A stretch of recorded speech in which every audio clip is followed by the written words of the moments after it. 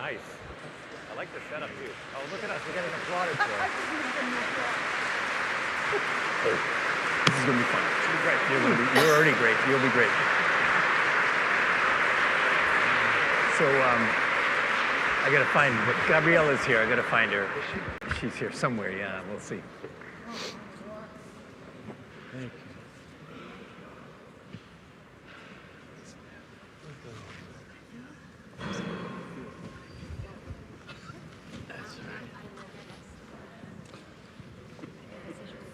Thank you. Hi, guys. Well, good evening, everybody, and welcome to St. Cecilia Parish. My name is Nicole Pasquarelli O'Brien, and I'm the Pastoral Director of Operations. And on behalf of Father John and the entire staff, we want to welcome you here tonight. Whether you're here with us in person or via our live stream, if this is your first time here, you're here with us every Sunday, or something in between, thank you so much for your presence. You are in for an incredible night. A few housekeeping announcements before we get started. Tonight's program is about 2 hours, and there is no intermission. So if you need to use the restroom, or anything for that matter, please go to the back and use the Belvedere Street doors. The restrooms are located downstairs, and our greeters are happy to assist you with anything you might need, directions, or anything else. In the very unlikely event of an emergency, our greeters will lead you through our emergency exits located up here in the front of the church and in the back of the church. Please take a moment to look and see what's the closest to you. If you parked in the Dalton Street garage tonight, we do have discount parking and chaser tickets. They are available in the back. Please see a greeter and they will get you one of those. Our guests will be leaving immediately tonight, following tonight's program. However, many of them will be with us this weekend for our 9:30 Mass, and you are all invited. And Father Greg Boyle will be giving our homily this Sunday. No pressure. I already asked you. He was sleeping, but I asked him. It's just one homily, right? No?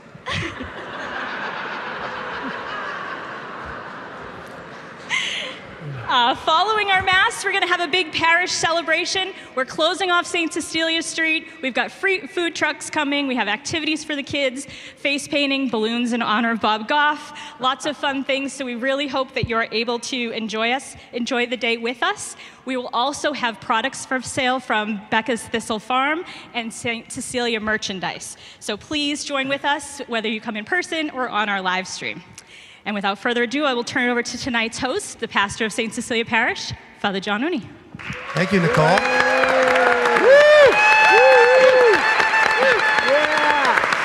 Come on!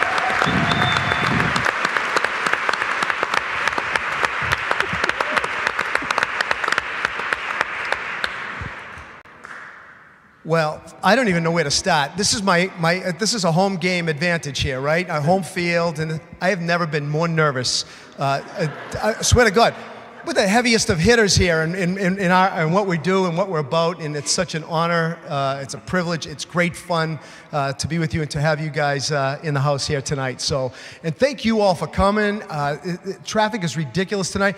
We had a little light supper, and I drove down because Johnny Control wanted to get here on time and be ready and relaxed, and I couldn't get out of my parking spot. It just wasn't happening, and it was gridlocked down the other end. So I ran back to the trolley, got on the trolley, and then the trolley got gridlocked, so I said, I gotta go, and I got off the trolley.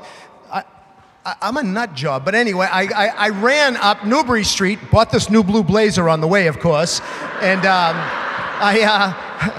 I got here at the same time they did. So it just, there's something to like just chilling out and relaxing and breathing, right? Underwater or in thin air. There's something about just breathing easy. So thank you for coming here tonight.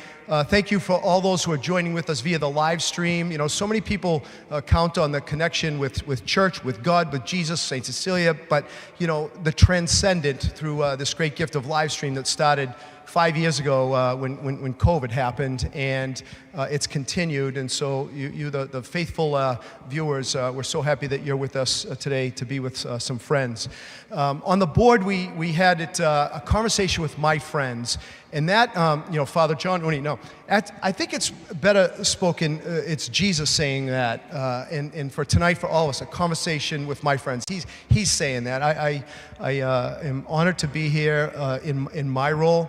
I said to Dr. Jim O'Connell yesterday, I called him up and I said, I can't wait for this. It's so exciting. I can't wait for it to be over, but then not really, because I'm so nervous, but I'm so excited for it to happen. Ever be in that middle space there of everything? And he said, I know. I feel so inadequate. Really, Doc? Seriously? And then I texted Greg Boyle, and I said, I don't usually get this way, but I'm kind of worked up. I'm kind of nervous about this whole thing. And he says, I know. How do you think I feel? Richard Rohr's here. And then I went around the rest of the circle, and everybody said the same thing. Just chill and relax, huh? So let's chill and relax. John, fill in all of our names, and let's be together with friends. And I'd be remiss if I didn't mention two of the friends that really got us together as friends, and that's Stefan and Brenda Bancel. You have been so generous in just calling out the goodness in others, recognizing it, and then kind of empowering us to do what we do.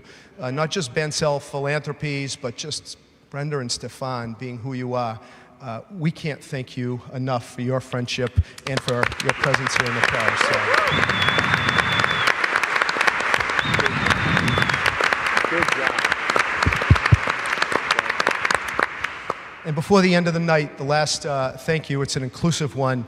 You met Nicole, but the rest of the team, the staff here at St. Cecilia has been literally, and all the volunteers and ministers have been working feverishly to get things prepared, and I can't thank you guys enough. It's so much the unsung heroes, right? And the behind-the-scenes stuff that makes anything work, any parish work, any of our organizations work. And I just want to say a heartfelt thank you to all of you on behalf of us. Yeah.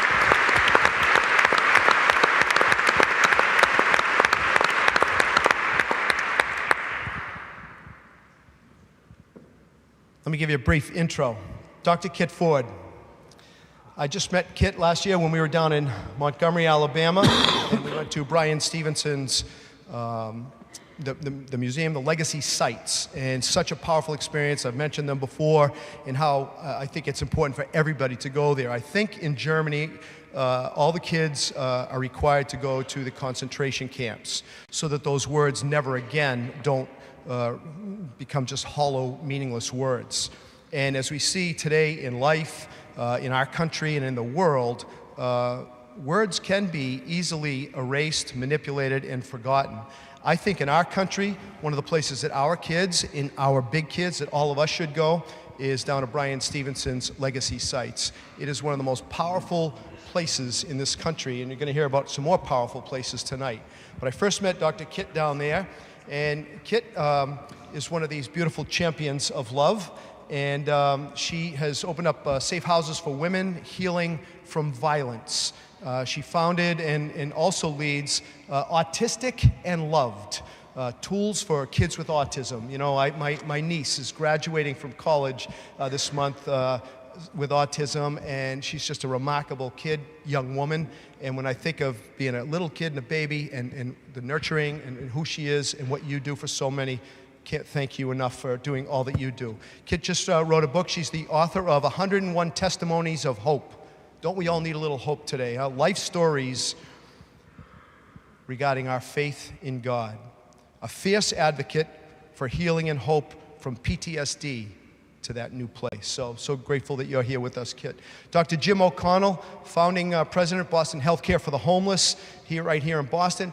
Jim, talk about unsung hero too, founded the first medical respite center in the nation. He too is the author of Stories from the Shadows. It's only when we tell stories that we get to know each other and know about each other, and we share our own, and then something happens. That's kind of what's happening hopefully here tonight. Tracy Kidder also wrote the wonderful book about Jim, rough sleepers and about so many people that Jim takes care of, one of whom was at Columbus High School back in the day when I was teaching there. Caring for those who are judged, not belonging, pushed off to the side, and he has shaped national health care policies for this. So thank you for being here, for being a friend. And I know Jill and Gabrielle are here today too, so it's good to have you guys here. Becca Stevens, force, absolute force. Not that anybody else isn't. I'm just using these superlatives, but I'll use them a million times over and over again, Joe. And Becca founded Thistle Farms in Nashville. She has many books out, but I think she's 12 books, right? 12 plus? 1,200 books out, huh? But I just read the most recent one, and it's entitled Love Heals. And I thought, oh, that's a nice, neat, safe little title. Until you listen to it, until you read it, it's one of the most profound books. Oof. We think so many other things heal. It's love that heals, and the way that you open that up spoke to me while I was by myself and popping through my ears in such a beautiful way. Becca has a global movement for women, women's freedom. She began it in one recovering home, and now these social enterprises, and as Nicole said, we'll have some of the great goods from Thistle Farms with us on Sunday for folks to support the good work that she does there and that her teams do. Shamika and Kim, you guys are here someplace. There you go. California, Arizona, now Nashville, and here in Boston. So we're so happy that you're with us. Richard Rohr.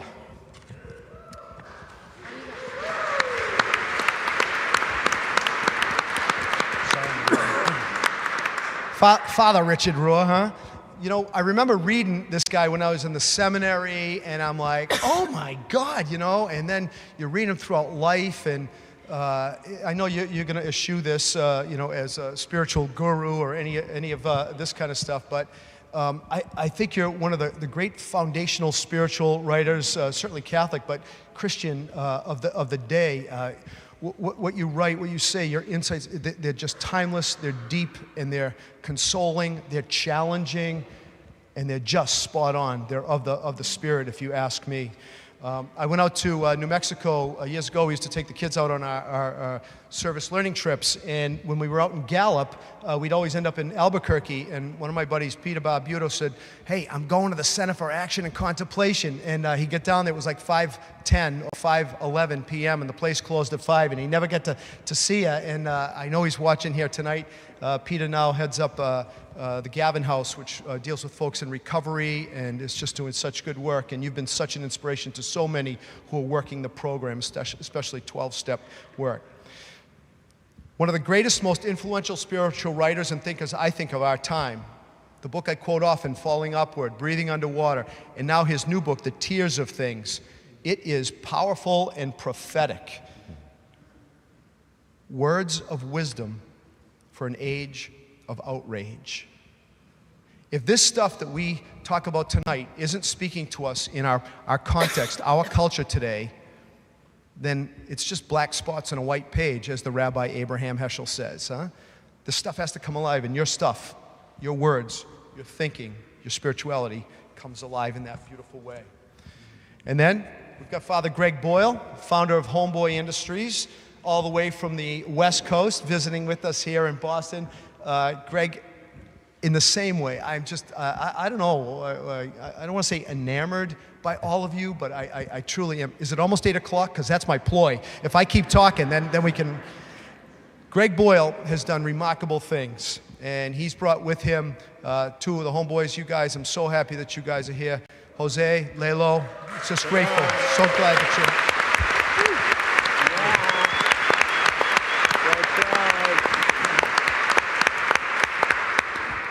Hopefully they'll have a few stories, same thing, Kim, Shamika, for you guys on Sunday. But Greg and his whole team started the largest gang rehab in the world, rooted in compassion, not punishment. Think about that. Rooted in compassion and not punishment. One might think that sounds a little soft and ineffective, and yet it is the only way to go if we say who we are, these followers of these believers in Jesus. His latest book, Cherished Belonging, I'd be out shoveling snow and I'd have the earpods in and he's talking and I'm talking. If anybody was watching me or listening to me, they would have thought that guy's, he's whacked, you know? And I'm like, no, that's too much. You can't be that forgiving. Me, the priest, was always talking about being forgiving and all this kind of stuff. And it sinks into, you have to read this book too, Cherished Belonging. He wrote the whole language. Back into the Choir and Tattoos on the Heart, which is so much of an all-school read for so many. Recently given the Presidential Medal of Freedom from President Biden. Here's a guy who walks with people as they transform their lives, and that accompaniment is the real reward, you say. So thank you for being with us, brother. So happy that you're here. The Reverend Liz Walker. Yeah! Yeah, Liz. You know, I grew up, as did Mark and Scott and most of us, seeing Liz Walker on WBZ, Channel 4 TV News, huh? You and Jack, it was so good. It was so good. And then Liz comes into her, Richard, remember the math you did with me yesterday? You said the second third of life, or the third half of life. You said it's not good math, but you know what I mean, huh? The second half of life, as Liz fell upward into the next stage of her life, she became an ordained minister, Roxbury Presbyterian, and has just gone on to do phenomenal work with people, and especially with women, but for those who have been traumatized in any way. She's the author of her brand new book. Greg, you wrote the foreword for that, No One Left Alone. She's been to South Sudan, Boston. So good, so good.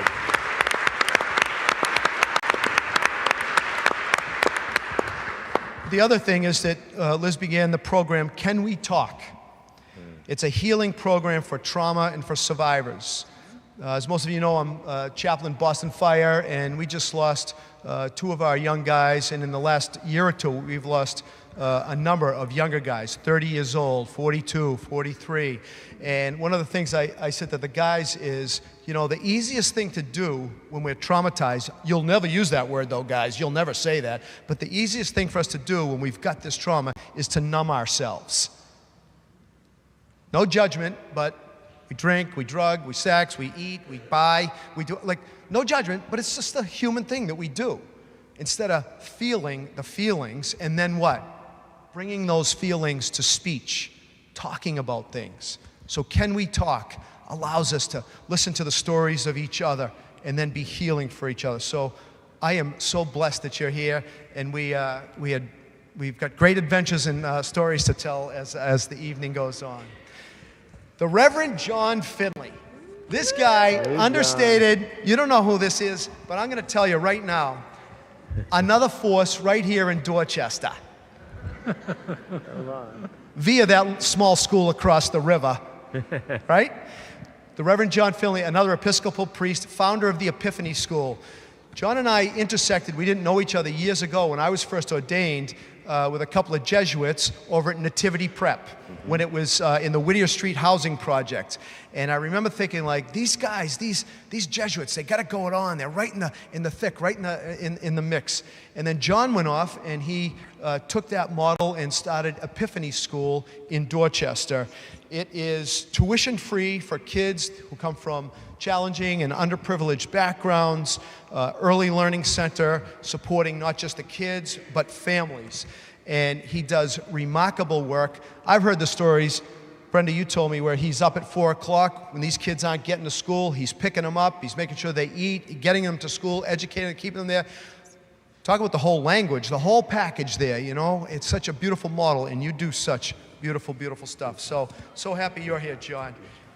And then our good friend in the Boston Red Sox baseball cap, Dr. Bob Goff. Bob is the founder of Love Does. Becca, Love Heals. Bob at Love Does. You have been with your beautiful wife, Sweet Maria, right here in California. Bob would have us gather together as a group, and he'd say, come to my office. You know where the office was?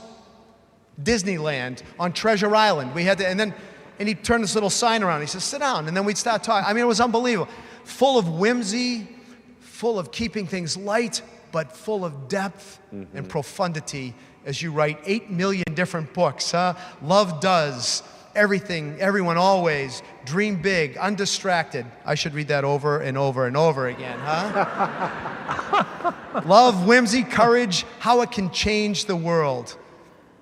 I'm so happy that you're here. And Bob organized our journey with Brenda and Stefan to Uganda last year, and it was just a transformative experience. So thank you all for being here. So that's the synopsis, a little deeper of who's here.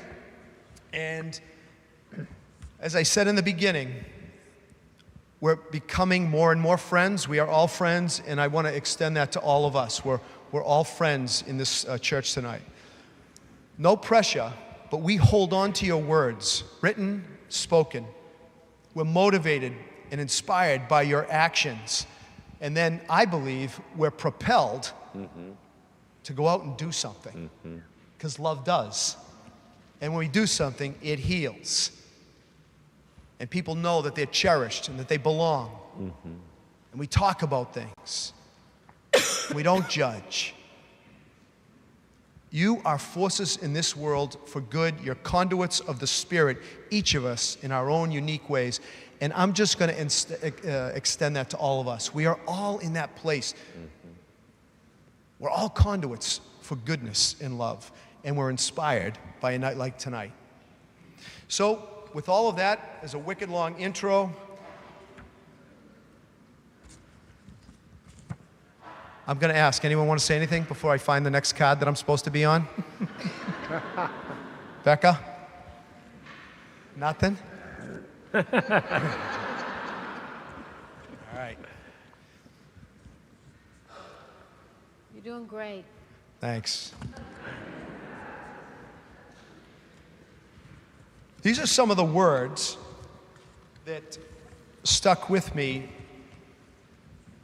these past couple of days. We were at BC earlier where Father Roy and Father Boyle had a conversation. It was profound, and some of those questions that came from those kids at BC were powerful. But this is just to kind of permeate and encircle our evening. What kind of day did you have, by the way? Stressful, easy, long, short, hard, mundane? Whatever it was like, think of these words. Healing, compassion, hope, love, dignity, service and action, faith, equity, education. Everyone deserves a strong foundation and a chance to thrive. Cherished belonging, whimsy, courage, inclusion. Those are the words that we need to hear more and more today. Those are the experiences that we need to have today when things are antithetical to this stuff. Not just in the country, but in the world and in life. And how do we make the changes that we do? So I'm just going to put out a question and see who it moves at this point to maybe first answer. What's the most important thing you'd like people to understand about who you are? Not so much, but about what you do and what you're putting out into the world.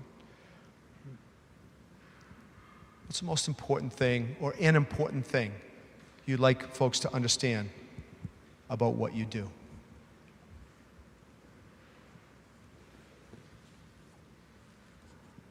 You better call on somebody. What? I said you better call on somebody. Becca.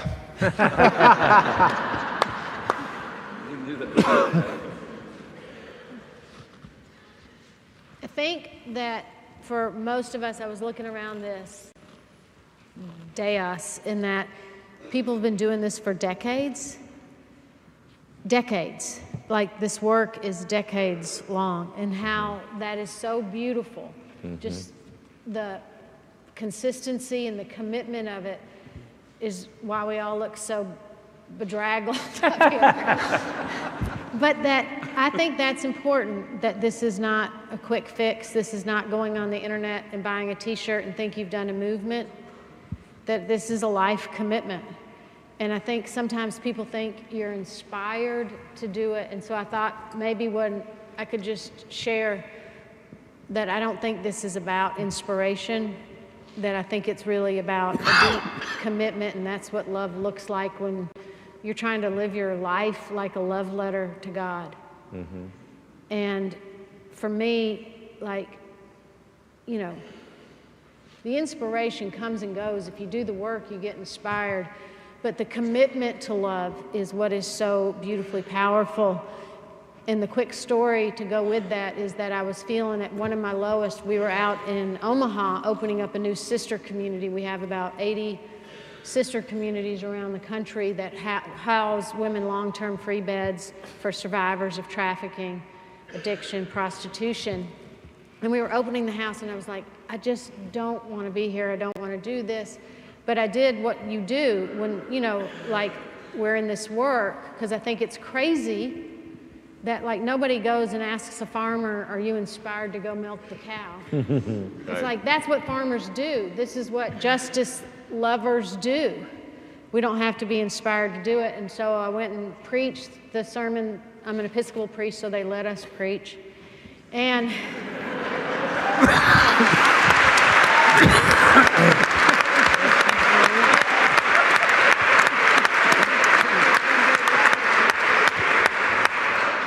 but did all that, and I was leaving, and I got to travel with a couple graduates. We're flying out of Omaha, and by the way, if you're not inspired, I wouldn't recommend Omaha.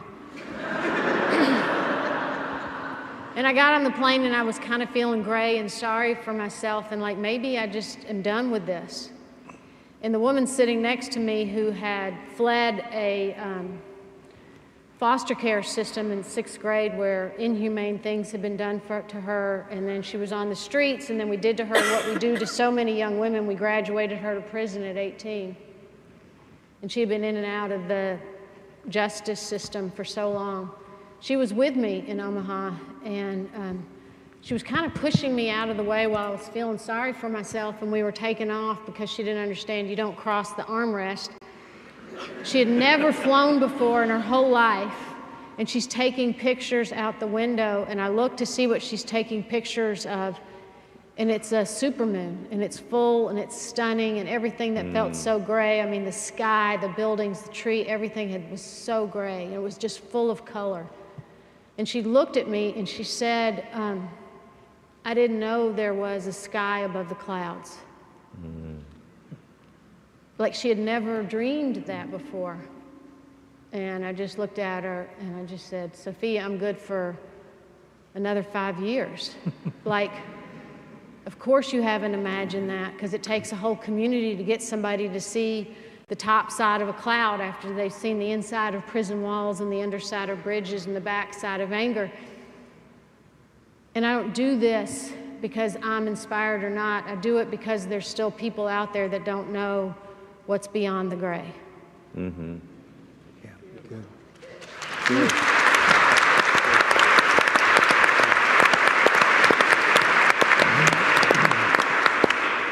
Thank you. Anyone else? I'd like to just piggyback a little bit on what Becca said.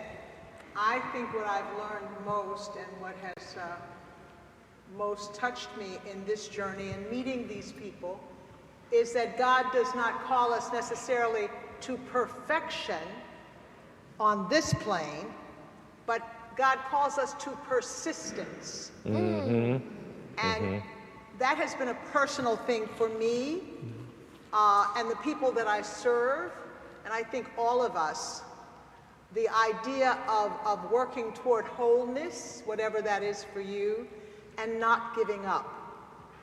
And I think that so many times in my personal journey, giving up was right there. In writing the book, in being a pastor, in everything. And so I'm inspired by these people, and I'm inspired by the people in my community who learn how not to give up. Mm-hmm. Yeah, good words. Good words. I forgot the question. You gave a good answer.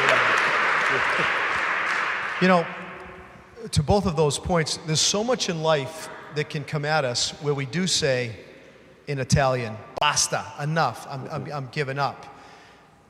And I remember years and years ago, my good friends Barbara and Charlie Sullivan, they said, who are you voting for?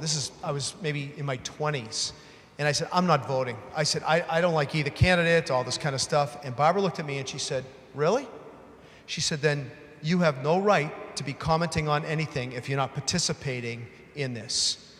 And it's the one and only time that I did that. And I've always, and we don't always have the best choices, but it's these things that can somehow make us pull out of the game, out of the race, right? Give up. I told folks in one of my homilies a few weeks ago, I was talking about not just the prophets, the Hebrew prophets, the guys and women that we hear about in the Old Testament, but today, and I think some of you are prophets very much in this world today. And I remember saying something from the scriptures, and I underscored it. I built the foundation, the floor, the walls, the roof. I double insulated it. I shored it up to basically say, this is not my partisan politics. I'm not speaking from that level, but the gospel has political implications. Mm-hmm. And then today, I hear Richard and Greg speaking about that with these great questions from some of those students over at Boston College. And I remember at the end of the Mass, and I shared this with some folks, a young man, nice kid, good-looking kid, not angry, or not angry the way I get angry, like effusively. Maybe he had a slow burn going on. But he said to me afterwards, Father, I don't come to church to hear politics.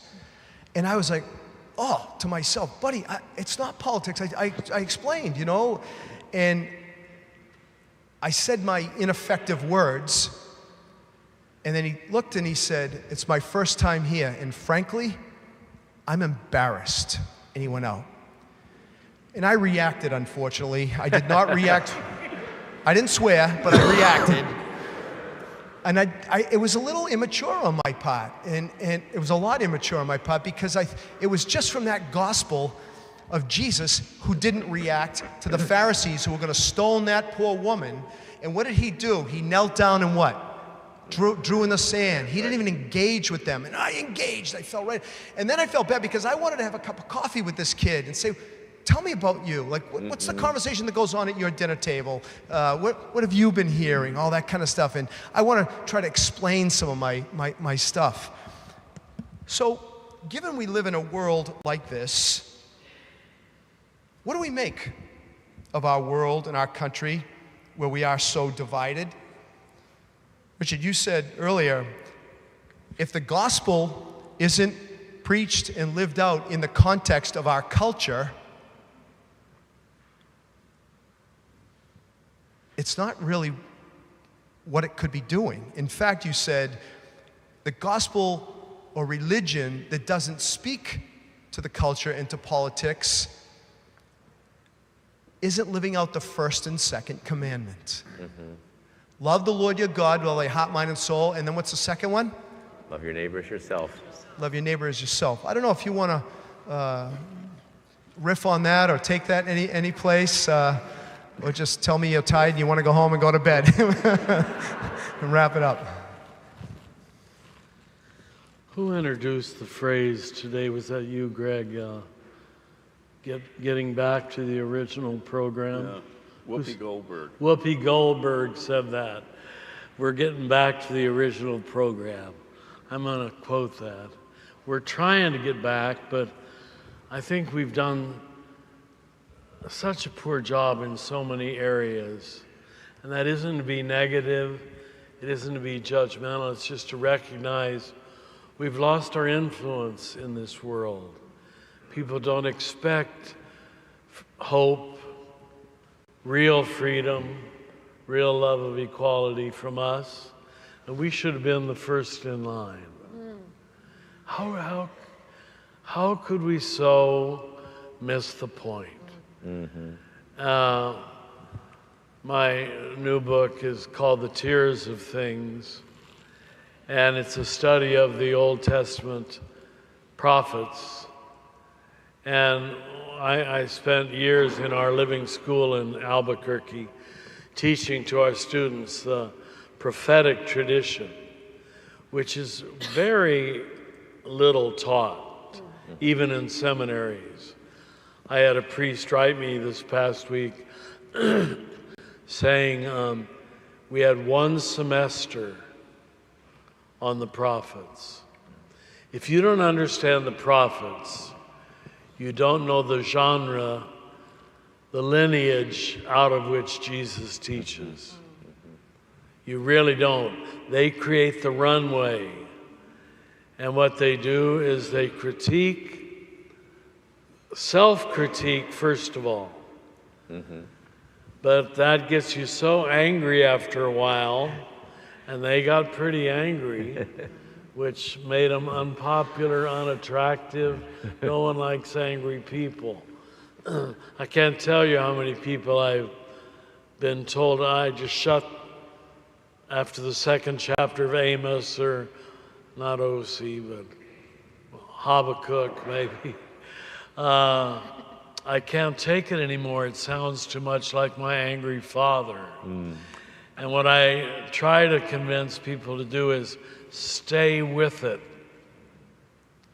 And they're going to teach you development. It's good developmental psychology. They start angry, but get ready, they end sad. And that explains the title I gave, The Tears of Things. They recognize what we now call the tragic sense of life. And all you can do, we certainly feel this today, is just weep over it. How our capacity for missing the point is so massive. And yet to just keep yelling at it doesn't do our own soul or anybody else's any good. You have to let the anger morph into tears. This is the last point I'll make. I told people to read the book with 3 highlighters. First, if it's just narrative, don't highlight.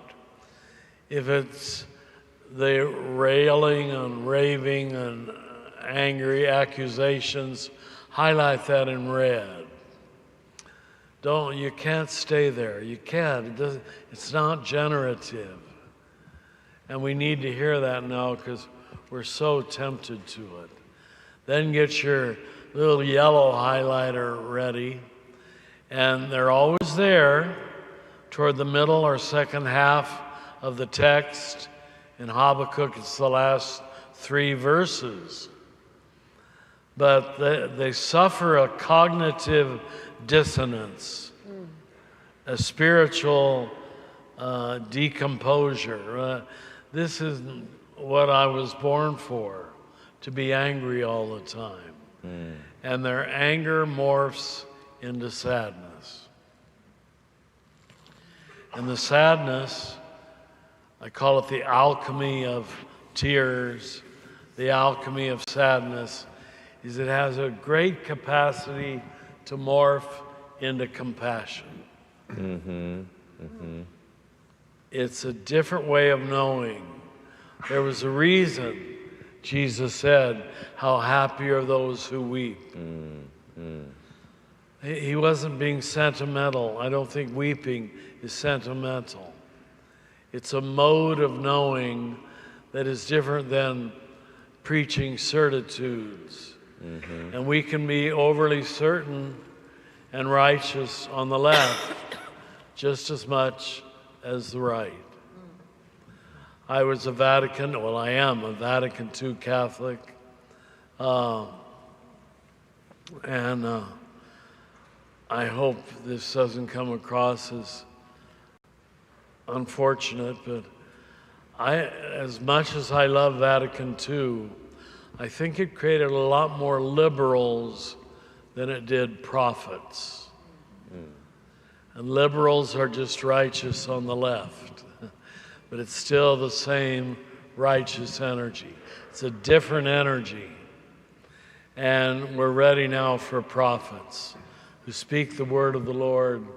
In Habakkuk, it takes till the last 3 verses, and I think it's Abraham Heschel,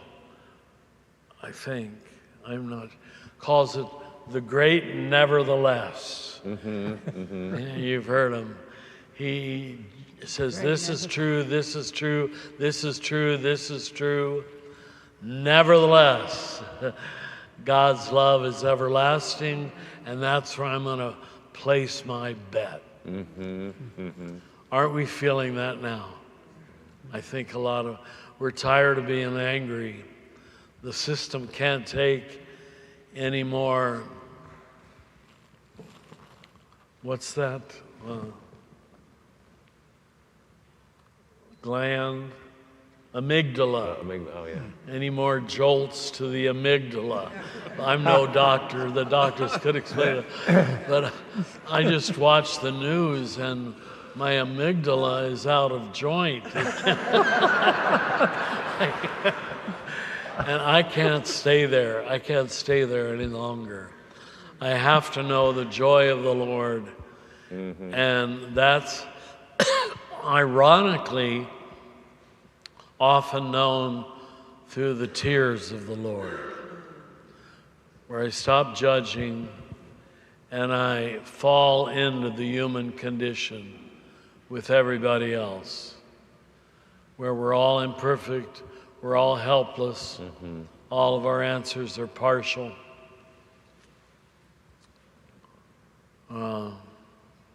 We look up to Boston when you live in New Mexico. We think you're all progressive back here. I hope you are. But let it be the right kind of progressive. It better be the right kind. So, how do we keep our amygdalas intact, huh? Bob Goff, how do you keep your amygdala intact? Yeah, what I was thinking about is, what friends were sharing, is this idea of not growing weary of doing good works. You guys familiar with that?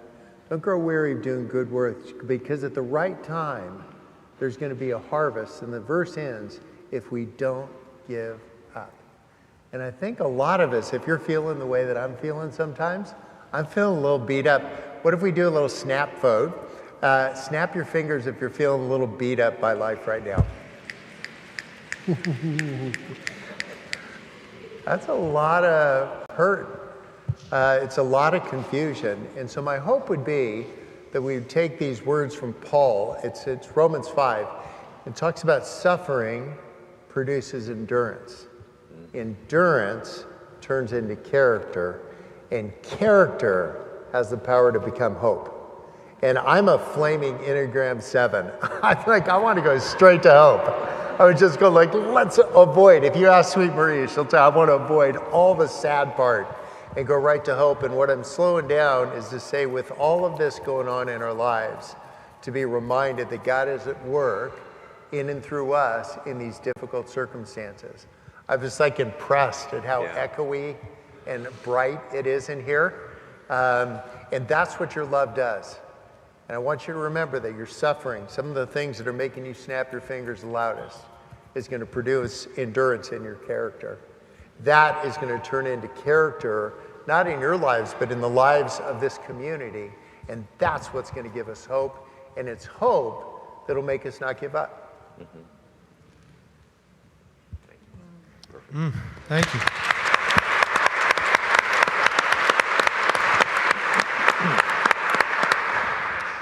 You know, after our time at BC today, I went straight into a meeting this afternoon, and I was talking some of my own personal stuff, because Can We Talk is so important for all of us. We have to bring to speech what goes on inside. And as I was talking and inadequately trying to explain some of the energy and the feeling and the intellectual thoughts that were coming out, I started welling up, and my guy looks at me and he goes, "Hey," because I tried to move right through it. I tried to and he goes, "Hey," and I didn't want to look. And just that hey kept me in the second, in the moment, and then they came. I couldn't tell you what it was that anyone said, but it was the entirety of what I had heard, felt. I felt vindicated with some of the stuff that I squeak out here on a Sunday from what I was hearing, the energy. And he says to me, those tears are the language of the broken heart. Snap away, please, right? We've all got those places in our hearts that have been broken, and the tears become the language. We don't even have the actual verbal stuff to put to it right away. And yet, what do we do in our culture so often with the tears? What do? Squash them, stuff them. So often when they come out, what are the first two words out of our mouths? I'm sorry. And meanwhile, I sometimes wonder if that's all that snapping, all that hurt and stuff that we carry, anger. It's the whole language, man. We don't have to put words to it. Kit. Well, I guess I'm just thinking about... A little louder, a little louder. Oh, can you hear me? Can you guys hear, by the way? Yeah, just we'll be mindful. Yep. Yeah, well, first of all, I'm just honored to be here, and I love you guys, and I love you too. It's a gift to be here, but I guess I'm just learning from the wisdom in the space, but also learning in the midst of the work that we do how important it is to be intentional about finding joy in what we do. And small things that I'm seeing, from giraffes to balloons to meeting our spiritual directors at 3 a.m. when we wake up, to the spiritual disciplines that we have, how that helps to sustain us. For me, I started this work with Agrow's House and continue to work with women survivors. But as I had children, both of my children were diagnosed with autism at a very young age. And so part of making sense of their special needs was creating resources for my dear son, who's nonverbal. And so we started a line of chewable jewelry, which eventually morphed into having sensory-friendly events for kids with autism. And with the assistance of our dear friends here, we just started a sensory gym for kids with special needs just 3 months ago. And so seeing this joyful place where kids who are autistic or blind or in wheelchairs or just being their unique neurotypical self, seeing the joy of children becoming superheroes in a matter of seconds just brings me so much joy. I think about a young boy who has autism, and his family came. We had birthday parties and different types of therapeutic services. But this young boy, no one had come to his birthday party last year. He had just moved. So it was very sad, and we just put a call out to the community. 250 families responded. And so we couldn't bring everyone into his birthday party, but people drove an hour and a half plus to come and just drop off gifts to this young boy who will always remember that birthday. And his father, every time I looked in the corner, his father was crying because he was so happy. And so when I think about the work that we do, it can be weary and it can be intense in ways, but to be intentional about our joy in our personal lives, but even finding that joy in the work we do. For me, my joy is now being found often with the work that I do with kids with autism. And though it's a birthday party, oh my goodness, it's planting seeds for this young boy's confidence so that he can grow and be proud of who he is in his own unique way. And so I guess I'm just thinking about, though this work can be intense, what sustains us, of course, is our relationship with God, our relationship in community, but also making sure that we take care of ourselves and be intentional about how we find joy within ourselves, within our communities, but also in the work that we do.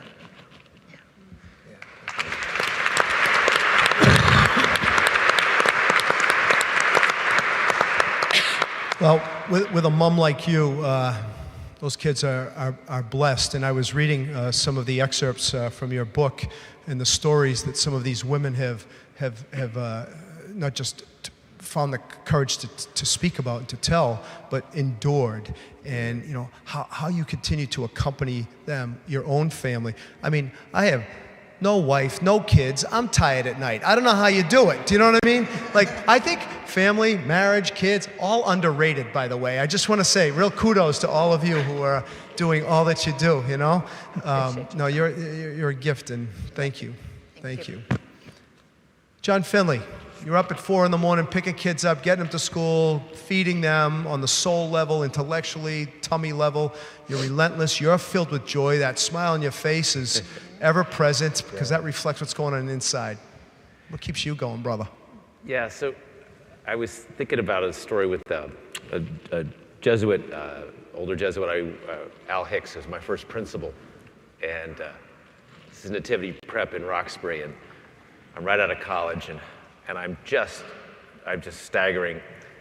And he says, Juan, come into my office. I gotta talk to you. And I thought, oh God, this is it. I'm done, right? I'm finished.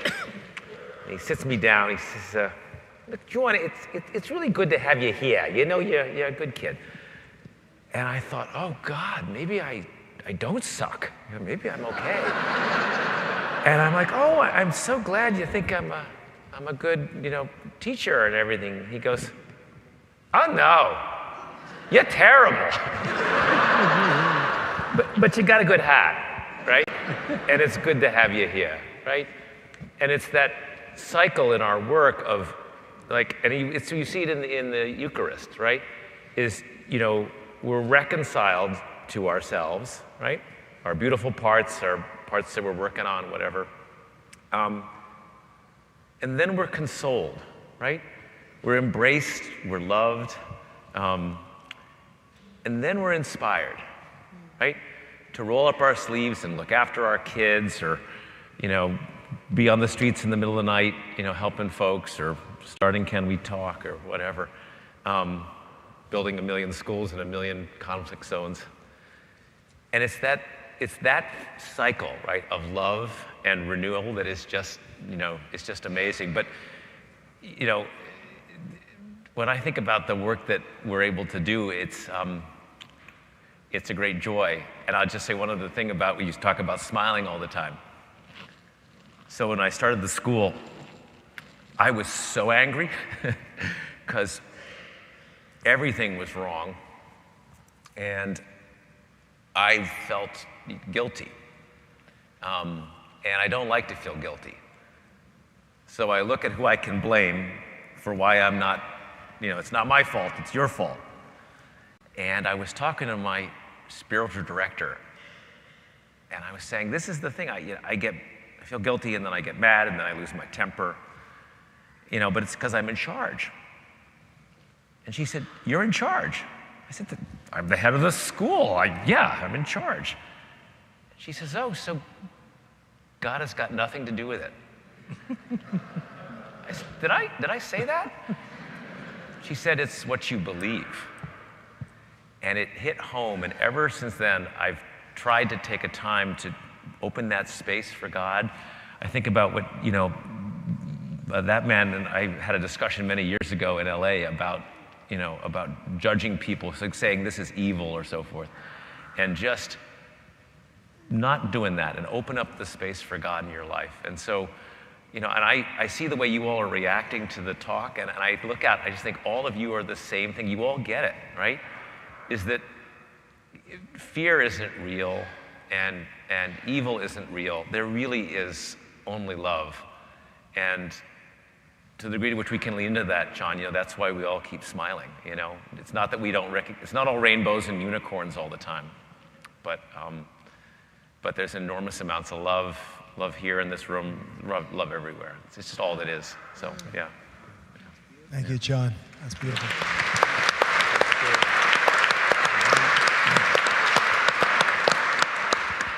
Dr. Jim O'Connell, you love well, and you love in the most oftentimes unattractive of settings. Mother Teresa used to talk about Jesus in the distressing disguise of the poor. We see the pictures, we hear your stories. Tell us a few. That's why I said I was intimidated. Okay. You know, I've been listening to, so this is a group of people that I wish I could sit down there and listen to, all of you, because I'm in awe of what goes on. I think all of you are ordained. It makes me feel a little bit isolated here, right? But well, you know what I've been thinking about is when I first, it's what you said, Becca, about it's you know, decades. And I remember when I started at Pine Street Inn, and as many of you may know, I didn't want to do this. I got assigned there, and I was going to do it for a year. And I remember, if there are any of the nurses here, I was beaten up by many nurses to learn to do it the right way.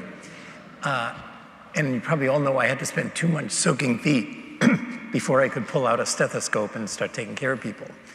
And it was the beginning of the AIDS epidemic, at least for homeless folks, and we had a terrible outbreak of tuberculosis. It was multi-drug resistant, and it felt like the world was ending. It was like people were dying and I was doing nothing. And so I'm working in the shelter, and Barbara McGinnis, who was a nurse who really, you know, became my hero. So Barbara looked at me and she looked at, I'll never forget, she said, "You want some kind of saint or zealot, are you?" You know, and I said, "No, I don't want to be here. I'm just here for a year. You know, I'm not doing this." And then she looked at me and she said, "Well, thank God, working with saints and zealots is just awful." And I caught on then that she was just looking, this is a job. You've got to do a job, and how can you make your job caring for other people without all of the baggage? And I wasn't ready for that, believe me. I still was pretty much of a Vatican II liberal. And then what I remember thinking is, this is really hard, you know, and this is an outrage. What's going on? And Barbara then looked at me, and I remember her saying, you know, one was, "You're only going to do this for a year?" And I said, "Yeah, I'm doing this for a whole year." And she looked at me and she said, "You know, that's not going to work." Because she said, what people are looking for is to be accompanied, you know, to be somebody to be with them.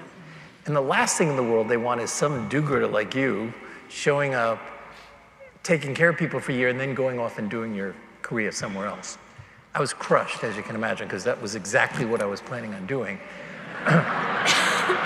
And then the most liberating thing I can remember was it was chaos at the shelter. Remember, this was back 1985, chaos. And somebody came in and looked at Barbara, and we're working away, we're, you know, trying to take care of infections that were impossible to treat. And somebody said to Barbara, "Barbara, what are you going to do about stopping all this? You're going to end all this, right?" And Barbara, in her characteristic, she, by the way, was a lay Franciscan. I should have mentioned this. She looked at this person and she said, please just go away. I'm way too busy to think about things like that. And there was some liberation in that. We were in it to take care of people. We weren't in it to change the world. But behind the thought of taking care of people and learning to love them, which is a word we never used, but what she really meant, was how you probably would change the world. So I often think about that a lot as what got me started about how do you do this? How do you sustain ourselves doing something like this without burning out? And I think the answer to that, one, is you learn how to find love in every burning moment. But the other thing is you realize it's all the people you're working with and around who make it, make you able to do it. So when I think of all of us up here, it's probably working with many of the people like you out there that really made it something we could do for years and years. I could go on, but let me stop there because there's many other voices here that need to be heard. Yours is a powerful voice, brother.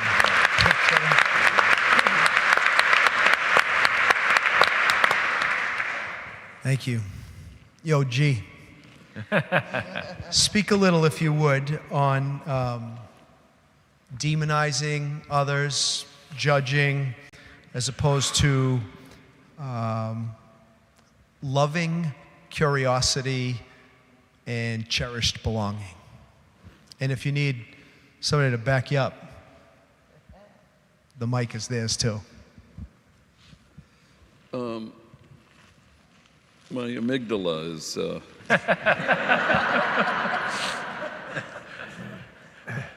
is parched. Yeah, I think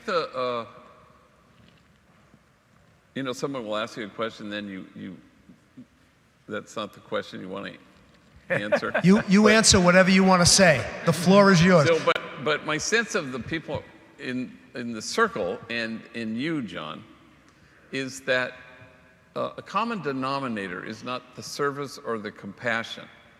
It's you don't go to the margins to make a difference, because then it's about you. But you go to the margins so that the folks there make you different. Then it's about us, which is, God's dream come true. And that's the community of kinship, such that God might recognize it. So otherwise, you go to the margins to fix, rescue, and save. And folks aren't problems to be fixed. They're just people to be loved. And you talk about the Trinity as it's really relationship. Well, it's the relationship that heals. And so that's the kind of the caution about if you're going to stay here just for this amount of time, there's something about the endurance of it. And it's not an endurance test, but it's a way of being. So it's eternally replenishing. You're not burning out. You're tired. Everybody gets exhausted, and our amygdalas explode only every other day. But it's eternally replenishing because you're delighting in the person in front of you. Real quick story. So we have one of our 14 businesses at Homeboy Industries is Homeboy Silkscreen. And it's been around 30 years this year. And it was like our third business we started. And rival enemy gang members work there with each other for 30 years now, hundreds of them have. And they print shirts for, schools and universities, high quality work, reasonably priced. We UPS to Boston. I'm just saying, but so a number of years ago, I got a text from Ruben, who runs the place, and he says, "I'm sending Gilbert to you." That's all he tells me. So I know it's not good. And so 20 minutes later, Gilbert walks in. He's a gang member. He's sitting there in my office. I said, "What happened?" And he says, "Well, supposedly, I stole 3 T-shirts." And I said, "Did you?" And he goes, "Yes." And he goes, "Well, it really wasn't exactly stealing, because there were 1,000 shirts. I took 3 shirts." I said, "Well, let me see if I understand this. So I need a car, I want a car, I go to a car lot. They have 1,000 cars. I mean, come on. I take 1 car. I mean, it's not really stealing because there's 1,000 of them." And he looks at me and he says, "Exactly."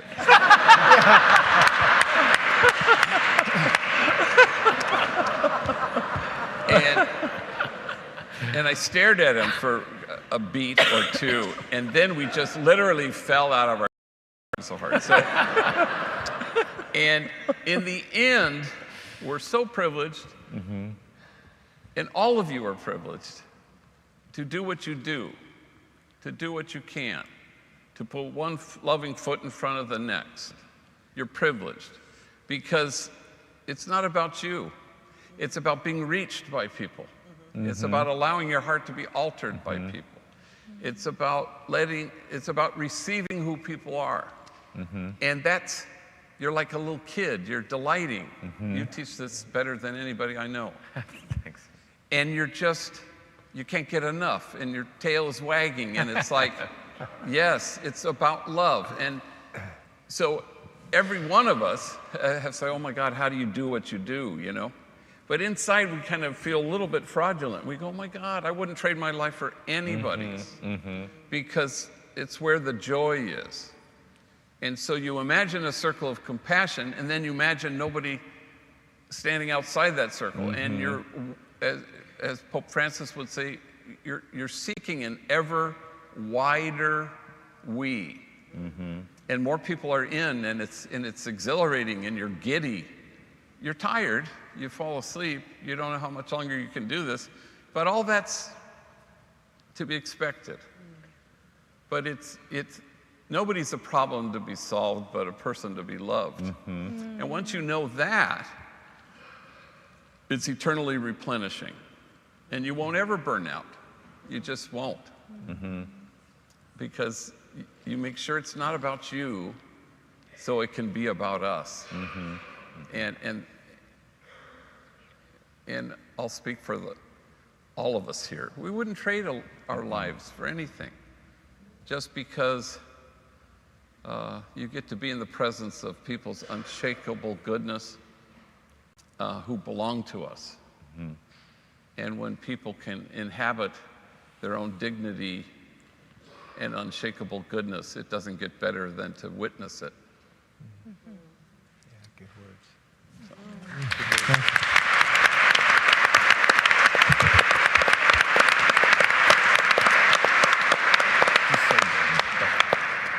How about a funny, something humorous, a poignant story that, might be good for us in these troubled times? You mentioned Pope Francis. I think that's part of my sadness, in all honesty. I don't think he was the sole voice, but certainly a unique voice. At times I would say a lone voice on that level. And just naming things and in light of what we believe, in light of the gospel. And we need something also light and poignant and funny and hopeful. Anything you want to say? I'll share a little story, John. So we have an early learning center and a middle school graduate support, teacher training, whatever. And the middle schoolers arrive in 5th grade. They're usually testing about 2nd grade level, about 3 years behind.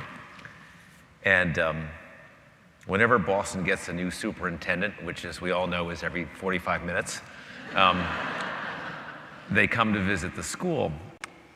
And the one who really got it was Tommy Chang. He came into the 5th grade. It was October in the morning, and he looked at the 5th grade. He came out. He said, That's amazing. You've got 2 teaching fellows, a teacher, it's trauma sensitive, use of technology. But John, it's 5th grade and these kids don't even know their times tables. And I wanted to say, well, buddy, they were yours until a month ago, right? That's not my fault, right? But he's the superintendent, so I don't, and we go up to the 8th grade and they're doing Algebra 2. And he says, wait a minute. Were these kids as far behind, as those kids, And I was like, that's exactly right? And, if you walk in to Homeboy Industries, you see these ginormous human beings, right? And they're covered with tattoos and whatever. And they love each other so much, right? It's as when they 2 or 3 gathered, well, you somehow have 300 packed into a, tiny space, and the love it just radiates, right? And I guess that, it's that poignant story about how much potential there is in your homies, in my students, in all of you, right? I mean, those kids in Uganda, right? That you took, it's just amazing. And some of the, that the safe house we went to, the joy and the potential, and it's just really powerful, John. Yeah, it's powerful. Bob, Goff, why don't you riff off of that for a sec? Yeah, I'm just thinking, maybe for all of us, I'm thinking how we sometimes make loving people a lot harder than Jesus made loving people. Sometimes we make finding him harder than he said he could be found. Matthew 25, I was hungry and you fed me. I was thirsty and he gave me something to drink. I was a stranger. I was kind of creepy and you invited me in. I was sick and you comforted me. I was naked and you clothed me. I was in jail and you came.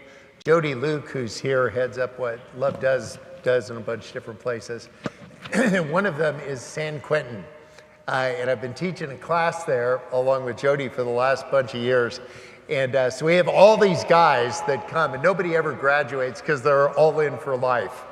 It was Christmas time, so I thought, I'm just going to go in a Santa suit. because Jesus said if we want to meet him, we need to meet them. So I got to the front gate in the Santa suit, and they said, like, they're not big on baggy clothes there, because you'll bring like hacksaws and, drugs or something in. So I did this Jedi move, like, you want to let me in? And they let me in. And now I'm in the grounds, the yard at San Quentin, and one of the guys from our class comes and sits in my lap. Now, he is a Manson family member. And he said, I've never sat in Santa's lap before. And I said, well, I've never had a serial killer sitting in my lap before. So this is a first for both of us. And I asked him, what do you want? I said, that's how it works with Santa. He asked, what do you want? And I would ask you, as you're just reflecting on this and all the beauty that's around this semicircle, it would be really honoring to God to ask, what do you want? That's not selfish, that's strategic. And most of us want love, purpose, connection, and a couple authentic relationships. I don't know, you might have a longer list, but it's not going to get any shorter than that. And so then I would say, as you leave this, as you continue to impact the people around you, what they probably want is love and purpose and connection and authentic relationships. And what I see in the lives of the people here is that they're doing those things. You want to find Jesus, find hungry people, thirsty people, sick people, strange people, naked people, and people in jail. And my problem is I've spent my entire life avoiding the people Jesus spent his entire life engaging. And so that is where I'm trying to make my faith a little bit more simple and just go to one of those 6 things. You can find the widows and orphans from James. But like that idea of just make your faith simple enough and important enough that you engage people and you see Jesus in them. Because he said, I'm hiding right here in them. Nicely done. Wow.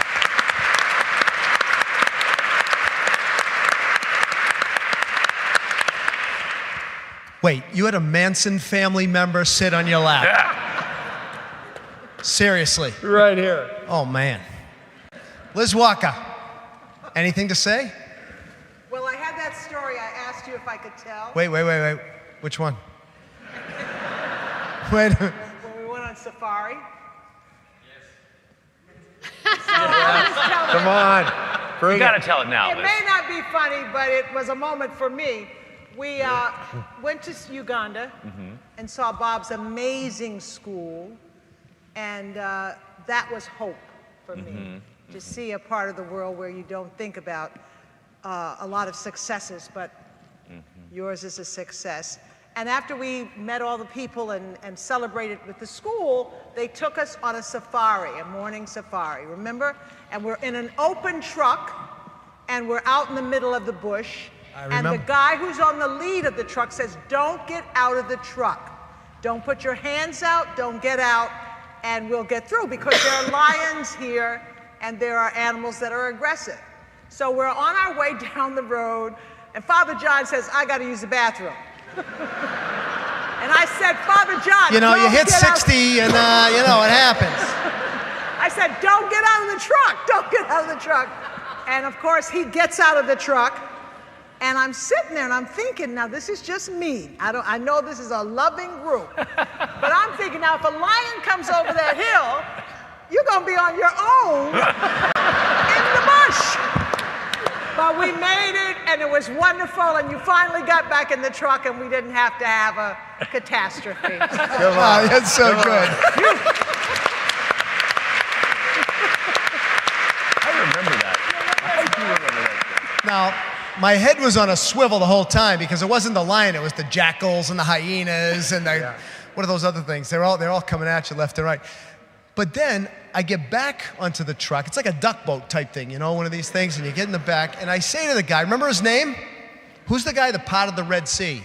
Moses. I said, Moses, you got a gun, right? Oh no, it's a national park. We don't have guns. Can you imagine that? It was very quick. All right.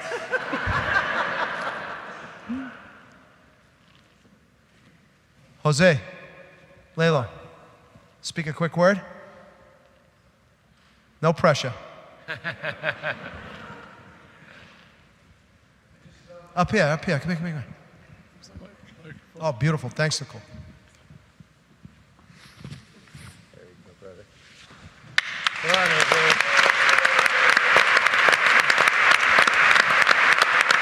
Come on, brother. I just love how everything that's been said has really gotten me personally to go beyond the mind that I have. And I think that's the God that we've been sharing about, talking about, this expansive God. This God that just continues to create more and more space for people. And even including our failures. Space for our successes, but even space for our failures. And that's the type of God that I want to believe in. You know, I love the talk earlier where you two were talking about this self-awareness, self-critique. And pretty much what I got out of that is like, no matter how much I point my finger or wave my fist, it's really like we have to change the culture that we live in. We got to disrupt the culture that we all have a part in and a piece in, and create a new culture, a culture of inclusion and widening the space, widening the circle of community. And yeah, I'm just so blessed and fortunate that I get to be a part of these conversations. I think that even the conversation itself needs to be expanded. I was thinking as you all were sharing up here to all of our staff back at Homeboy, you know, and how they're on the front line and they're serving the population that we've decided to commit to. And how much I would just love for them to partake in a conversation like this. Because just as much as we want to expand the circle and include people, the people that are the direct service providers, I think also need to partake in these conversations, because it's impacting me. It's helping me go beyond the mind that I have, to be present for the gift of God that's happening right before our eyes. You know, as much as we think it's a challenge or a struggle, it's truly a gift.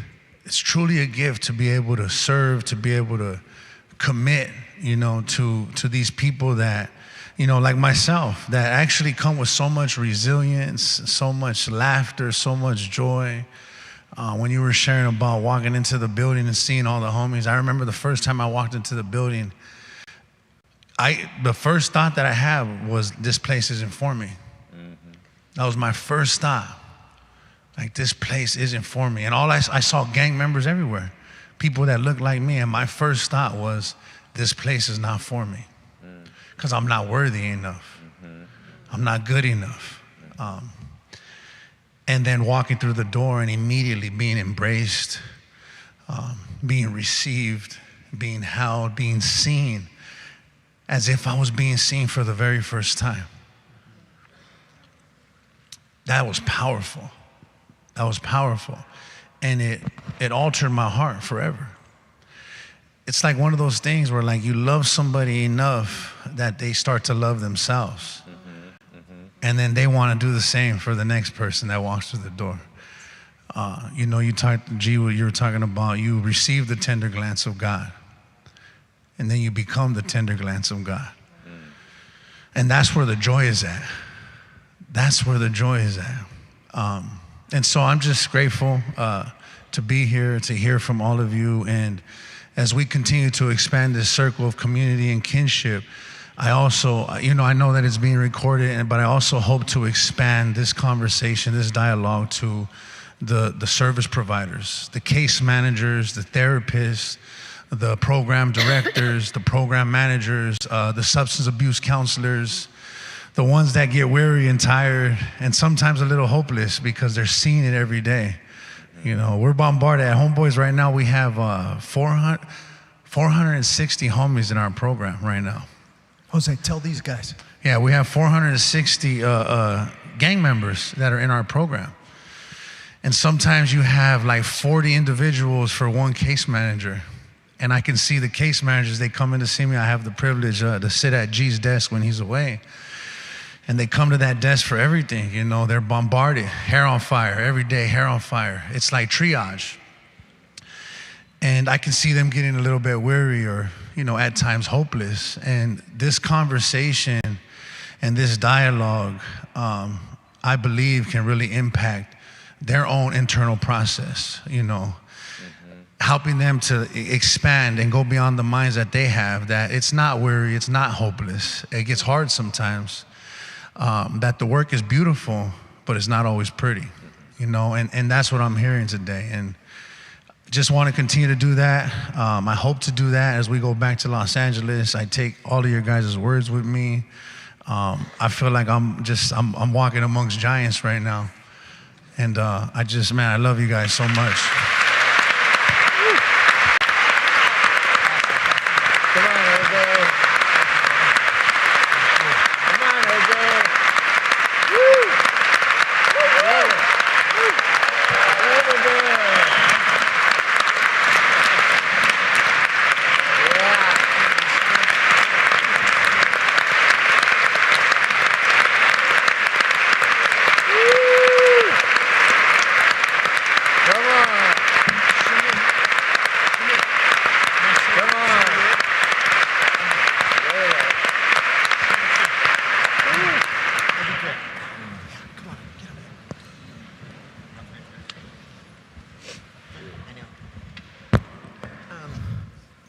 Brother, thank you. Thank you. Shamika. Yes. Come up here and speak a word. All right. Or wherever you feel comfortable. Woo! Huh? Yeah! Woo-hoo!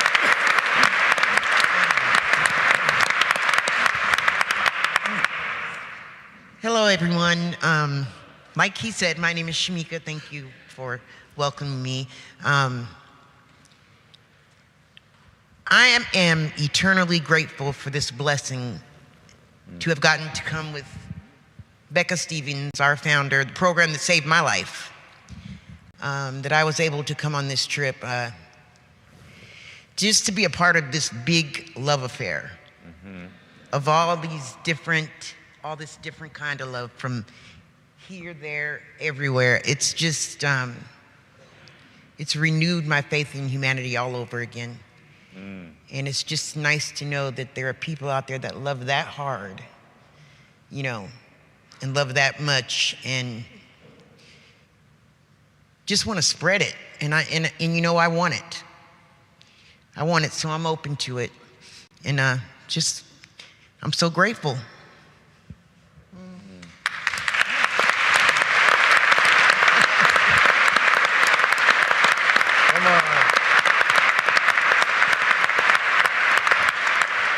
Hi, my name is Kim Stevens. I'm Becca Stevens' cousin, first cousin. I'm a 2015 graduate of the Thistle Farms residential program, and I am just in awe. This has renewed my faith in humanity because, in being at work at Thistle Farms every day, you get used to our community, and I forget that there are people in the world that aren't like us.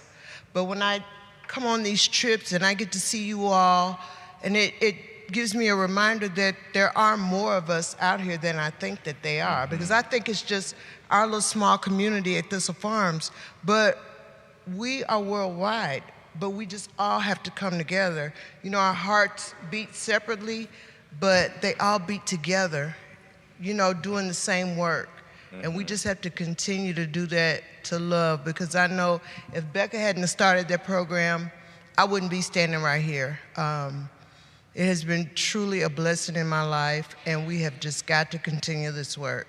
So I need for everybody to just love hard, love. In spite of the person, still love them until they can love themselves. Thank you.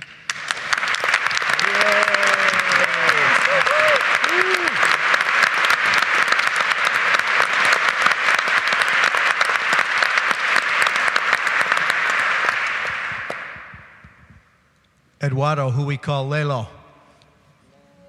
Hey, Lelo.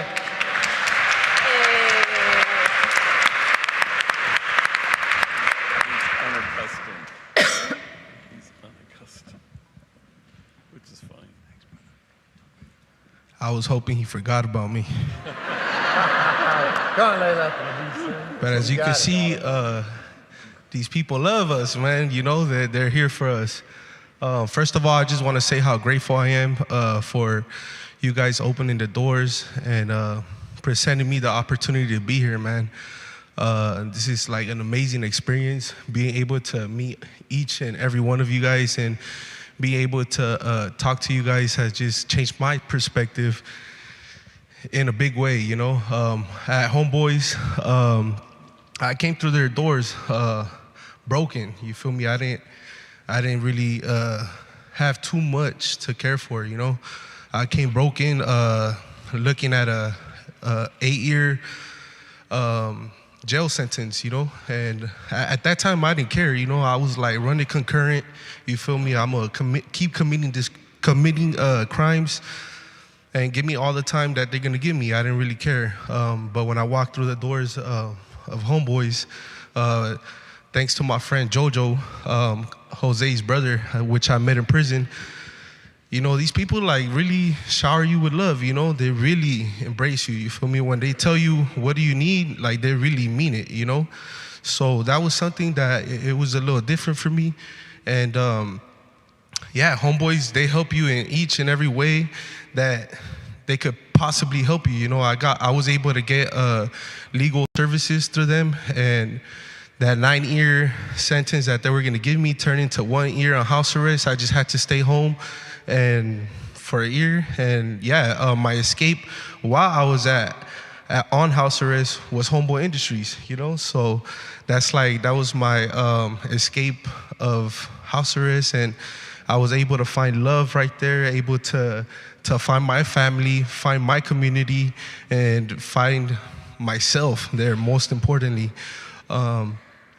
And yeah, I'm just beyond grateful. Now I work for Homeboy Industries, and I help run a little program called right there. It's called the Art Academy, and I work with youth 18 to 25 years old. I do anything from taking them to get their driver license, any documents that they need, like guide them to go to like finish their high school, enroll them into college and stuff like that. So yeah, I mean, it's been a great journey, being able to change my life, being able to find myself, and I'm just beyond blessed to be able to meet each and one of you guys and to take everything like a sponge and like twist the sponge back at Homeboys and give them back all and everything that I learned here. Come on, Layla. Yeah.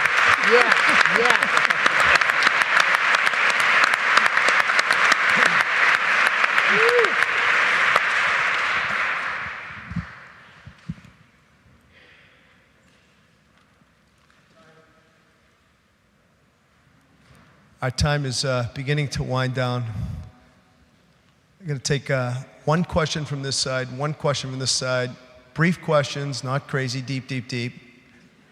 All right, a little bit. And we'll do a final wrap up. It's been a long day for you guys. Dennis. So I'm enamored by all the saints that are sitting up there, and I'm picturing the portrait with the halos. And I'm wondering, though, who are the people that you go home to?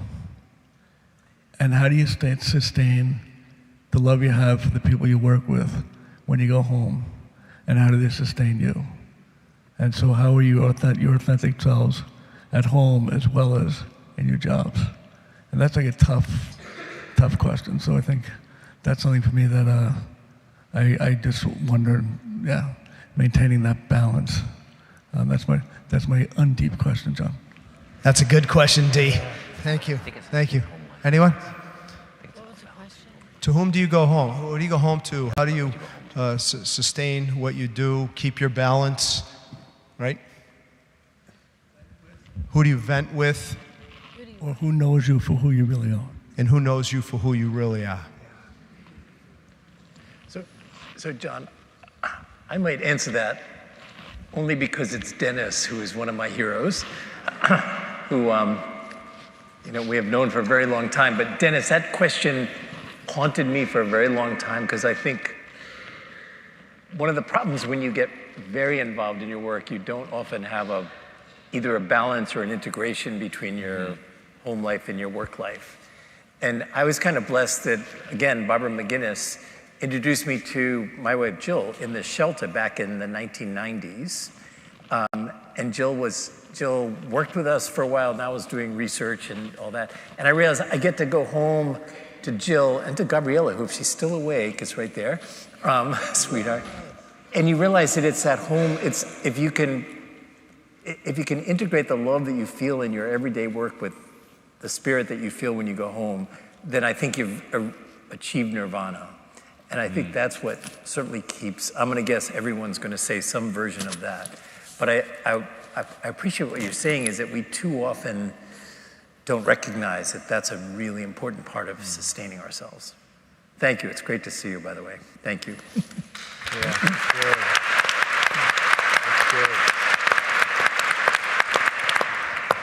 Richard Rua, who sustains you? You've got this beautiful community in Albuquerque. Paul's here, Mike's here, your team, and then you continue to sustain us.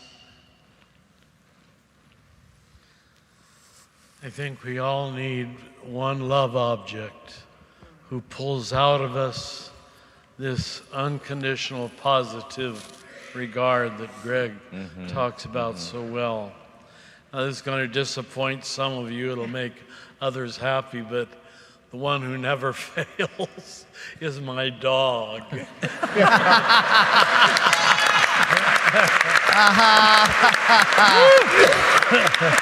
Yeah, come on. His name is Opie, remember? Yeah. Opie, like from Andy Griffith? Andy Griffith, Opie? Yeah, Andy Griffith. I wanted a little son who'd say, yes, Pa, no, Pa. And that's exactly what he does. You want to learn about adoration, watch your dog look at you. I lift my head up and he's just adoring me. Now, who wouldn't love that, It's totally selfish from my side, but not from his side. And so I crawl into his world and try to live a contemplative life, which is giving that look of adoration to many things, to more things. My dog never fails, never. He forgives me. He's depressed now. Where am I? But as soon as he'll withhold himself a few minutes when he first sees me, when I get home, and then he'll run. He can't resist it any longer, and he'll rush toward me and lick my whole face. Many of you know what I'm talking about. That God gave animals such ability to bond with us. Many of us who aren't good at attachment or bonding, and we dang celibates, we made it harder for ourselves. Who made that rule anyway? I'll shut up. Wait. I thought the word was celebrate, not celibate. Becca. Oh, Lord, so many people, so many people. And what a privilege it is to get to live a lot of our lives in community for that reason, because there's different needs at different times in my life. But I was thinking back about, we've been in our house, my husband and I, forever, and raised 3 kids there. And if you look at my career, every time I started one of my justice enterprises, it was right after I had a baby. It was almost like I had a baby and I was like, how the hell do I get out of this house? How do I get back to my real community? But I was remembering we've moved a lot of stuff and cleaned stuff out as kids are leaving. And I found an old drawer and I opened it and I had some love letters I had written my husband. We met in Vanderbilt Divinity School and we've been dating about 6 months. We got married in the first year and this was 6 months into the relationship. I was a whopping 24 years old. And I promise you the letter starts, "Dear Marcus, comma, we've been through so much."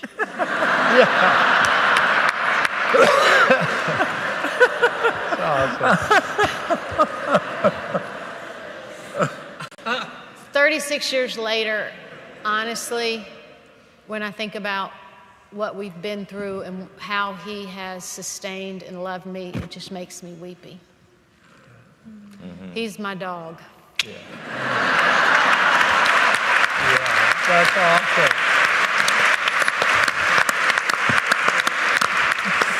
Beautiful. And as promised, a question from this side. Anyone? Oh. Hey, kiddo.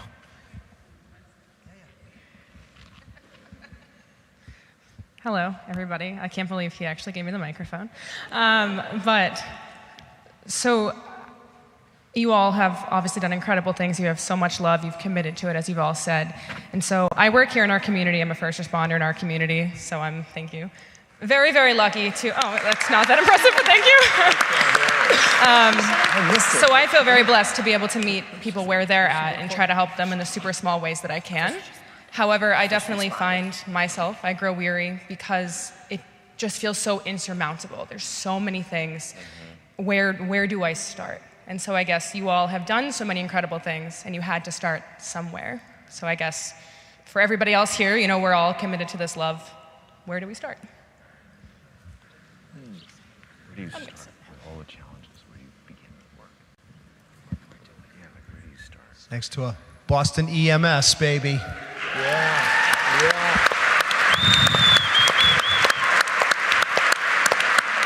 And sing so beautifully in our choir, which you will get to participate with on Sunday if you guys are here. So what's the question? Where do you start? Yeah. Liz, you want to tell the story of Corey Johnson? Where you start? You start where you are. You start where you stand. I don't think everybody has to do big things, but I think everybody should do something. We started our program because of the death of a young man in our church. And there had been many deaths in the neighborhood of young black men. And the one in our church was just tore us apart. But they all tore us apart. We couldn't do everything, but we decided to work with the family of that young man about sharing their pain. But I think it can be as simple. I have a ministry of hello now. I am determined to say hello to everybody I see. Yeah.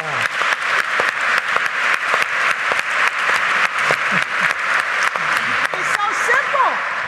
But I've noticed people are afraid, people look away, and sometimes I use it as a weapon, and that's kind of bad. Hello. But most times I try to do it with love. Little thing like that can change your whole world. Try it. Yeah, it's good. Hello. Love it. Kit? Let's see, where do we start? I think just from my experience and listening to others who've created organizations and things that they're passionate about, I find that often the work that we're most committed to is often connected to something that's personal for us. Either we've experienced it, someone we've loved experienced it, or we've had some type of interaction with someone or something that has just stayed with us, stayed on our heart, and we feel like we want to do something. I found that when you commit and connect to that type of work, it often, we stick with it for the long haul, right? Where do we start to? I have to even remind myself now, and this is an excellent example of all of us here, you don't have to do it alone. You are not alone. You have a whole village right here. Just let us know what you need and we're here for you. Ask for help, and also there's a whole world of amazing organizations and mentors that are doing good work. And all you have to do is reach out to them and ask for help, find a mentor, do your research and talk to God about it, right? And take it one step at a time. Yeah. But good luck, and I think you're going to be great at whatever you choose to do. Very good.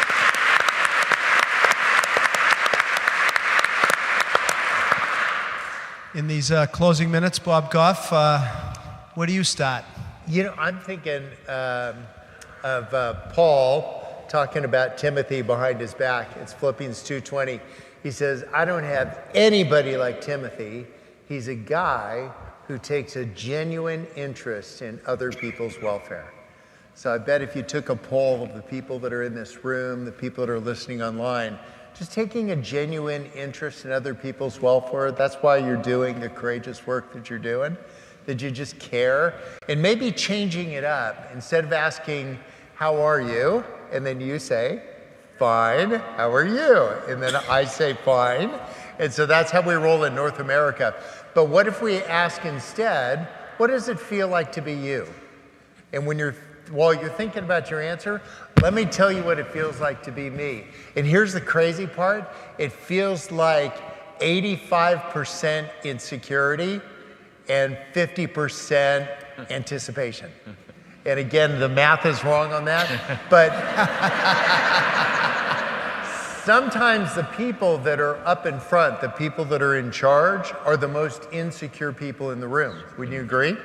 Yeah. Right? And so getting real with that and taking a genuine interest in expressing while they're thinking about that kind of interesting question, just a little self-disclosure. Just say, I feel insecure all the time. And the more insecure I feel, the more I look at Sweet Maria. And she's always within eyesight. I can talk about anybody. I can't talk about her without getting welled up a little bit. But find people that will bring that up in you and keep them within sight. And I think there's something about that when you're doing the courageous work and you're feeling worn out, when you're feeling like you're just snapping your fingers as hard as you can, to just continue to take a genuine interest in other people. What does it feel like to be you? Beautiful.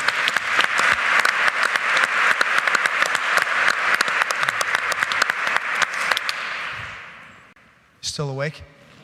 Am I still awake? Yeah, sure. All right. Only because I'm going to ask you for one last thing. I'm going to ask you to put your seat trays up and your seat backs, and we're going to start to land the plane here. I just want to say thank you to all of you for being here tonight, for showing such an interest, coming from near and far, for all those joining with us via the live stream. Brenda, Stefan, Liv, if it wasn't for your vision, your spirituality, your faith, your generosity beyond belief, we would not be together here as friends. And I can't thank you enough. I know Chloe's not with us tonight, but with us in spirit. So thank you. Yay, Brenda. Thank you.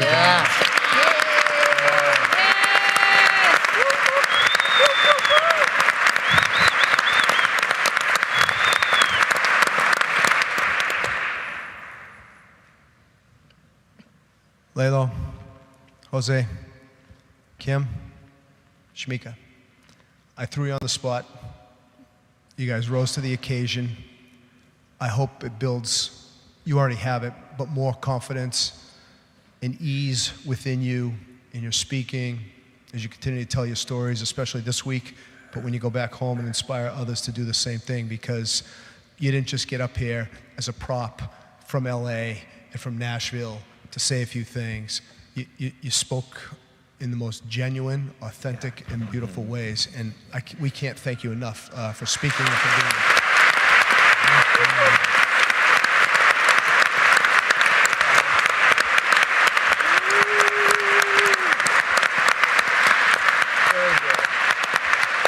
Very good.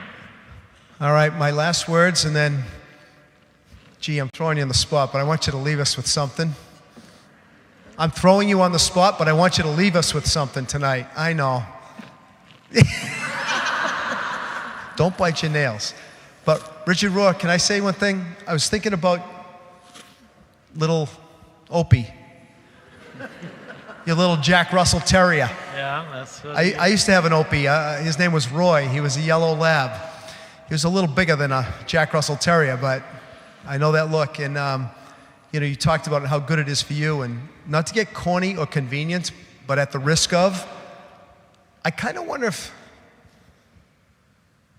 the dog's name is Jesus too, huh? Who just wants to look at us as we are, tail wagging over us, believe it or not judging, just happy to be with and see us as we are. And can't thank you enough for your example, and can't wait for you to see him when you get back home. So thank you for that, because I think that's how God looks at us, in that same way. All right, Father G, speak a word before we leave here, if you don't mind. Yeah, it is a credit to you, John, and your staff that there are so many people here. Like, it's astounding that you would come out on a Thursday night. So, congratulations. Yeah, to the whole staff at St. Cecilia.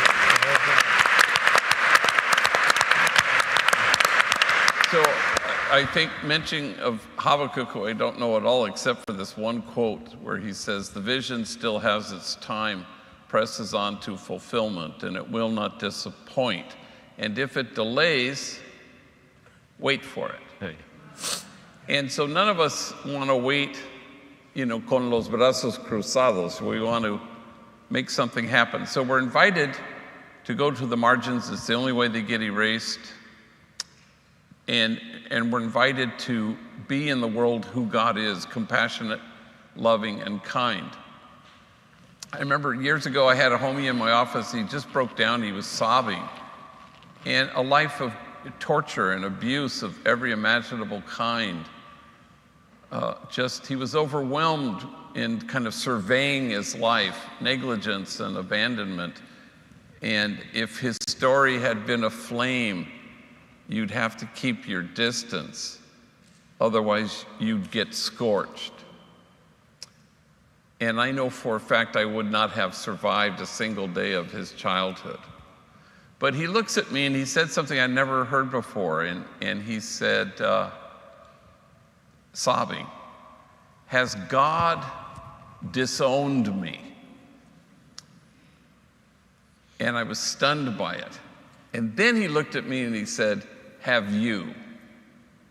And I realized the only way he will know that this is not on God's mind if he knows that it's not on mine either. And so you surrender into the arms of God, and then you choose to be those arms in the world. For the vision still has its time, presses on to fulfillment, and it will not disappoint. And if it delays, we wait for it. Yeah. Thank you, John. Thank you, Greg.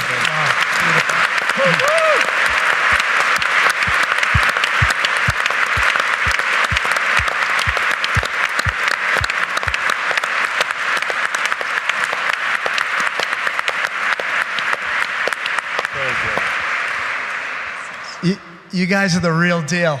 It's unbelievable. Thank you.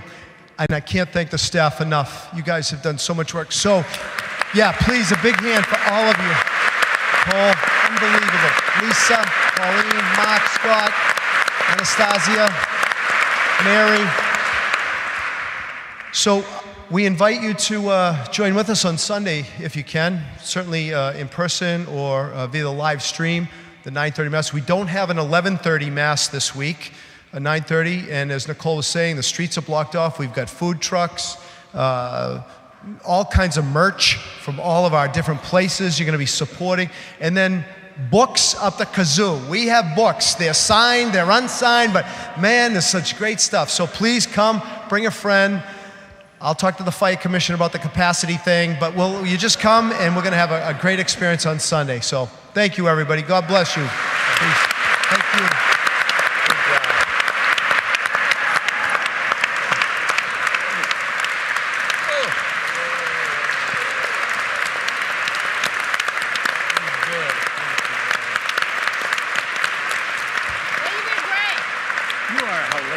That was such a beautiful story. Oh my God.